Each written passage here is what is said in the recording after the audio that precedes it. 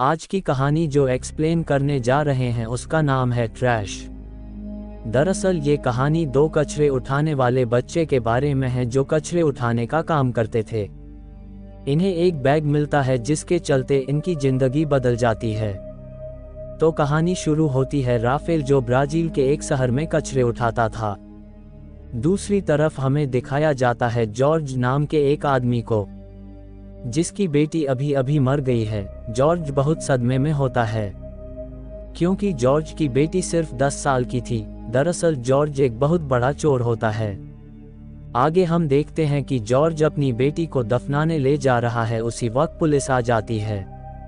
दरअसल जॉर्ज ने अभी अभी एक बहुत बड़ा चोरी किया होता है। आगे हम देखते हैं कि पुलिस जॉर्ज को कहता है तुम सरेंडर कर दो। तब जॉर्ज एक पर्स में अपनी बेटी की फोटो और एक चाबी रखता है। अब पुलिस को देखकर जॉर्ज भागने लगता है, लेकिन तभी एक गोली आकर सीधा उसके पैर में लगता है जो पुलिस ने चलाई थी।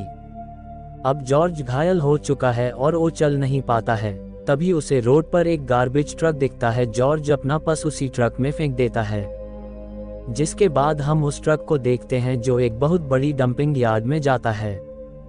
जिसके बाद हम यहाँ पर राफेल को देखते हैं जिसे हमने कहानी की शुरुआत में देखा था। राफेल यहाँ पर कचरे उठा रहा होता है। उसी वक्त राफेल को वो पर्स मिल जाता है। वो फौरन अपने दोस्त जॉन को बुलाता है, फिर दोनों पैसों को आधा आधा बांट लेता है। फिर जॉन के जाने के बाद राफेल पर्स को अच्छी तरह देखता है जिसमें उसे जॉर्ज का ड्राइविंग लाइसेंस, उसकी बेटी की फोटो और वो चाबी मिलता है। दरअसल ये चाबी इस कहानी का पूरी तरह रुख बदलने वाली है। अगले सीन में हम फ्रेडी नाम के एक आदमी को देखते हैं जो जॉर्ज को टॉर्चर कर रहा होता है और उसे उसी चाबी के बारे में पूछ रहा होता है। कहानी आगे बढ़ती है और हम एक अमेरिकन लड़की को देखते हैं जो एक एनजीओ चलाती है। वो गरीब बच्चों को फ्री में पढ़ाती है। आगे हम देखते हैं कि उसी कचरे के शहर में फ्रेडी आता है और उसी पर्स के बारे में पूछता है, लेकिन किसी को इस बारे में पता नहीं होता है। फ्रेडी सबसे कहता है कि जो भी उस पर्स के बारे में बताएगा उसे इनाम मिलेगा, लेकिन किसी को इस बारे में नहीं पता होता है, इसलिए फ्रेडी वापस चला जाता है। लेकिन राफेल परेशान हो जाता है ये सोचकर कि ऐसा क्या है उस पर्स में जो पुलिस यहाँ तक आ गई। अब रात होती है और दोनों एक दूसरे दोस्त के पास जाते हैं और उसे सारी बातें बता देते हैं। जिसके बाद राफेल का तीसरा दोस्त वो चाबी मांगता है और उसे देखता है। वो कहता है कि चाबी में एक नंबर लिखा है, इसलिए वो राफेल को शहर जाने को कहता है। वे तीनों किसी तरह लॉकर तक पहुंच जाते हैं। उन्हें लॉकर में एक लेटर मिलता है जिसमें कुछ नंबर मिलता है। ये देखकर सभी उदास हो जाते हैं, लेकिन रैट सभी को भरोसा दिलाता है और सभी को उस लेटर के पते में जाने को कहता है। फिर ये कंप्यूटर में उस लेटर वाले आदमी को देखते हैं जो कि जेल में बंद होता है। दूसरी तरफ हम देखते हैं कि फ्रेडी को शक हो चुका है, इसलिए वो सभी पर नजर रख रहा होता है। उसे राफेल और उसके साथी कहीं नजर नहीं आता है, इसलिए वो राफेल को उठा लेता है और उसे बहुत मारता है। वो बार बार राफेल से पर्स के बारे में पूछता है, लेकिन वो मना कर देता है। जिसके बाद वो राफेल को जिंदा छोड़ देता है। फिर उसे घर लाते हैं और उसका इलाज करते हैं। अब तीनों दोस्त तय करते हैं कि वे शहर जाकर उस आदमी और उस नंबर का पता लगाएंगे, पर वो अमेरिकन लड़की जिसका एनजीओ होता है वो भी जाना चाहती है।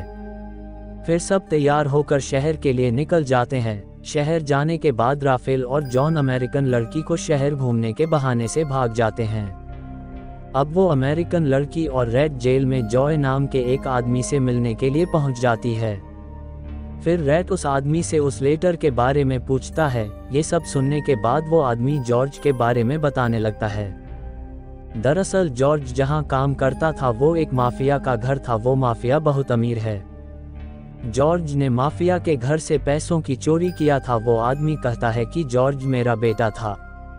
अब जाने से पहले जॉय रेड को एक किताब देता है और उससे कहता है कि उसके हर सवाल का जवाब इस किताब में मिल जाएगा। उसे किताब मिल जाता है, लेकिन उसे सबसे पहले पहेली सुलझाना पड़ेगा। काफी कोशिशों के बाद भी उन्हें उस पहेली का हल नहीं मिलता है, लेकिन उन्हें तभी याद आता है कि जॉर्ज का सबसे करीब उसकी बेटी थी, इसलिए वो सभी लोग उसकी बेटी की कब्र में पहुंच जाते हैं और उसको पैसा मिल जाता है। लेकिन उसी वक्त फ्रेडी वहां पर आ जाता है, लेकिन वे सभी लोग मिलकर फ्रेडी को बेहोश कर देते हैं और पैसा लेकर भाग जाते हैं और इसी के साथ कहानी यहीं पर खत्म हो जाता है।